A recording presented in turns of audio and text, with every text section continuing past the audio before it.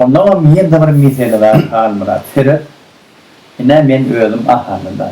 Men Aşgabatly. Anem üçün Balkanlı gelip otayda yaşap bilena levapli, daşavulli, marli. Ne üçün yaşap maşinlarını çen halanatlar.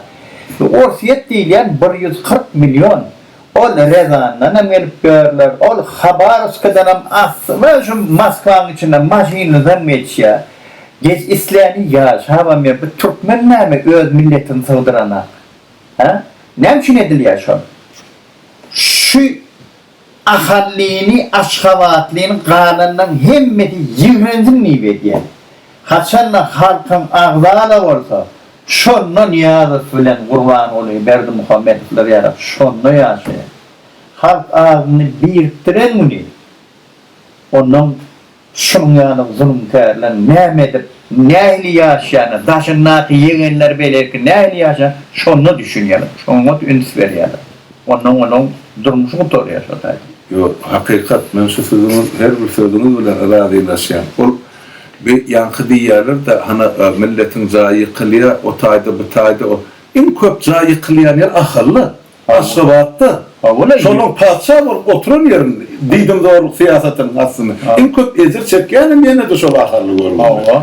Yöne, neymemiş bunlar özün bir akıllı deyip artık, o akıllı değişli zadi o. Hemmizin var içinde. Her vilayettenim, her Tire'denim yaşap yorman. Yörü şotayda levaplılar gelmeliler, marlılar, daşoğullar, Balkanlar gelmeliler. İçinde propiskatı yok, yaşamalılar, işlemeliler. Nem için bir başka vilayetteki yiğitlemel benim. Kimse Türkiye'de, kimse Orsiyet'te, kimse yeni bir yerde işletiyor. Nem için işletiyor bunlar? Nem için yurt içinde yer tapanaklar, nem için iş tapanaklar. Sebebi, o tadı işlerim, bizim yiğitlemeden, gayretlerimden, gayratlı, hakkını paylaşam yedik. İşlerlerim, taparlarım, kıyınçılık bilen ortada, ağır taparlar. Yöne olun, öz arasına ağlarlar. Yerti senin geleceğim yok, ondan ağzı bir gana. Onlar bilmeneden aklar, men fikrini çocuğunu yürüyüte alıp parlayan Syyasaty.